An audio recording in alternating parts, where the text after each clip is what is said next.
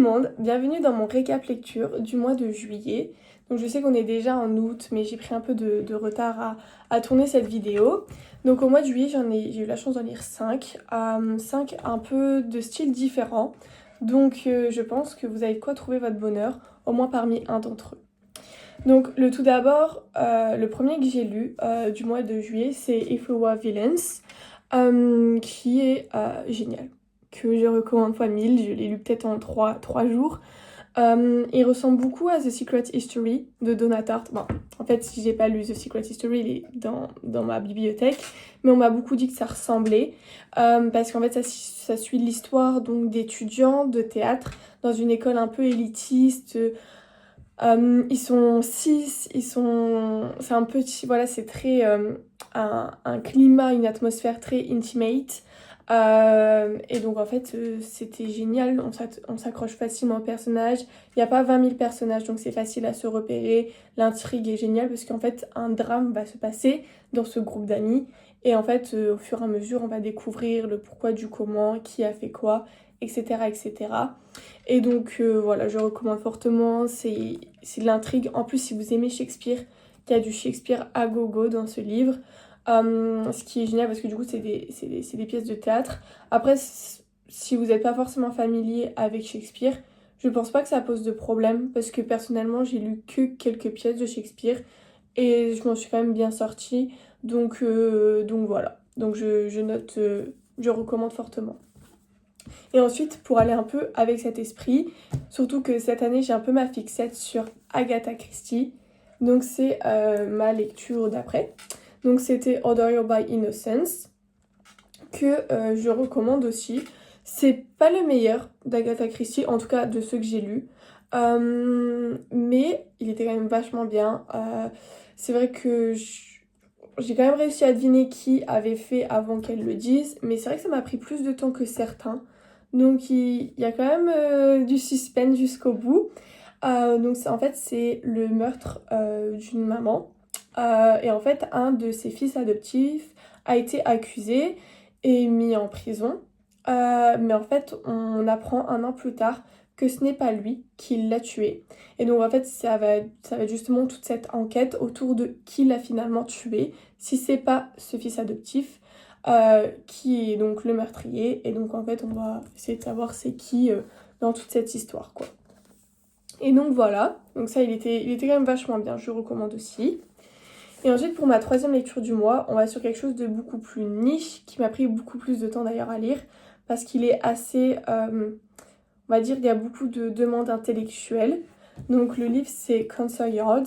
Je n'ose pas prononcer l'auteur, puisque j'ai peur de le prononcer mal. Mais en tout cas, c'est un livre russe à la base, donc j'ai trouvé un brocante, donc c'est vraiment assez niche, mais je recommande fois 1000. Alors, je vais pas vous mentir, c'est dur, surtout au départ. Il y a beaucoup quand même de personnages au départ j'étais pas forcément familière. En plus, il y a une certaine particularité, c'est que en russe, ils ont des noms, mais ils donnent aussi des surnoms. Et en fait, j'avais pas trop compris au début. Et donc, je croyais qu'il y avait deux personnages alors que c'est le même personnage.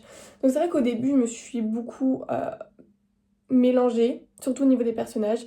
Mais ensuite, après, c'était génial. En fait, c'est vraiment une leçon de vie. Mais surtout, on apprend à être reconnaissant parce qu'en fait, on apprend des choses tellement horribles. On apprend aussi beaucoup sur le système donc, de l'URSS. Mais aussi, c'est pas une critique en mode occidental de l'URSS, pas du tout, parce que déjà, c'est un auteur russe. En fait, c'est vraiment une version critique des fois de l'URSS par ses propres habitants, mais pour autant sans dénigrer le système socialiste et plutôt à dénigrer justement le capitalisme. Et en fait, c'est ça que j'ai adoré, c'est que c'est pas quelque chose qui vient se mettre du point de vue de l'Occident, pas du tout. Il y a même écrit dans le livre que en fait, ce livre n'était pas en vente aux États-Unis, que l'auteur ne voulait pas qu'il soit en vente là-bas, parce que en fait, c'est contre ses idéologies aussi. Et donc, il vient pas faire de l'URSS le démon. Au contraire, c'est pas du tout ça. Ça montre juste les limites d'un système, les limites d'un pays, mais les possibilités de faire mieux. Et donc en fait j'ai trouvé ça super intéressant, super bien fait par l'auteur, super attachant au niveau des personnages. Puis on parle pas que de ça, il y a tellement d'aspects aussi philosophiques sur le bonheur, parce que, je l'ai pas trop dit, mais en fait le plot c'est donc une unité dans un hôpital où donc les hommes sont atteints de cancer. Et en fait, donc on va suivre justement tous ces hommes dans cette unité qui sont souvent d'ailleurs guéris par des femmes, docteurs, infirmières.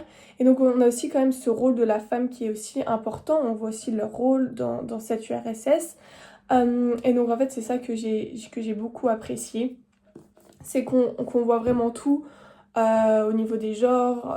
Franchement, je recommande fois 1000. Je sais que c'est demandant intellectuellement parce qu'il faut être beaucoup concentré pour le lire, mais si vous avez le temps et si vous avez envie, lisez-le, vraiment.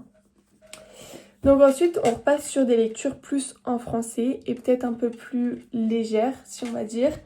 Donc d'abord, nous avons du Franck Chillier. Donc c'est vrai que c'est mon premier livre de lui. J'ai tellement entendu parler de lui, je l'ai recommandé alors que j'en avais même pas lu moi-même. Mais en fait on m'en a tellement parlé que pour moi il était déjà familier. Et donc j'ai commencé donc la trilogie de Caleb Traxman. Et j'adore. J'adore. En fait, il n'y a pas de déçu, j'étais pas du tout déçue. C'était au niveau de mes expectations. Et voilà, en fait, c'était génial. Donc j'ai hâte de lire les deux autres les deux autres livres qui suivent pour faire la trilogie. Mais franchement, c'était trop bien. C'est des thrillers. Si vous aimez un peu quand même l'horreur dans les livres, avec un peu cette idée d'enquête, c'est vraiment un thriller quoi. Franchement, si vous aimez ça, c'est fait pour vous. C'est gore sans être trop gore, il y a une intrigue qui est poignante, qui vous donne envie de le lire. Je l'ai lu super rapidement aussi, donc franchement, voilà, je recommande. Et enfin, ma dernière lecture, c'est plutôt une lecture de vacances, puisqu'en fait je l'ai lu en vacances et franchement je suis trop contente de l'avoir pris en vacances. C'est Respire. Donc cette autrice a d'ailleurs écrit un autre livre avant, je crois que c'est Kilomètre Zéro, qu'on m'a d'ailleurs recommandé, qu'on m'a dit même qu'il était peut-être mieux que lui. Mais malgré ça, j'ai quand même adoré Respire. C'est un peu votre manuel philosophique pour les nuls. Donc si vous aimez bien la philosophie à bas niveau, c'est fait pour vous.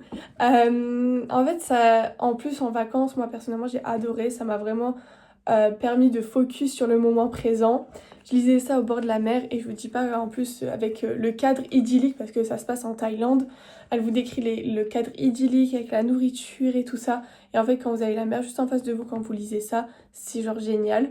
Et donc vraiment les personnages sont super attachants. Donc on va suivre principalement un jeune homme qui va apprendre qu'il est malade. Et en fait on va suivre un peu ses péripéties, ses rencontres jusqu'à la fin de sa vie. Mais après voilà, vous allez voir ce qui va se passer à la fin. Je ne vous spoil pas, mais en tout cas c'était génial.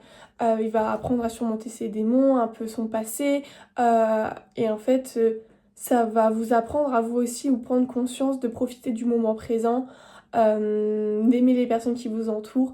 Et en fait c'est assez philosophique aussi d'un côté, mais c'est pas compliqué, c'est simple, ça se lit rapidement. Je l'ai lu en 3 jours au bord de la plage et c'était génial. Donc voilà, je recommande aussi fortement. Et donc voilà, donc ça c'était toutes mes petites lectures du mois de juillet. Et on va se revoir pour le mois d'août, donc dans un mois. Donc bisous bisous!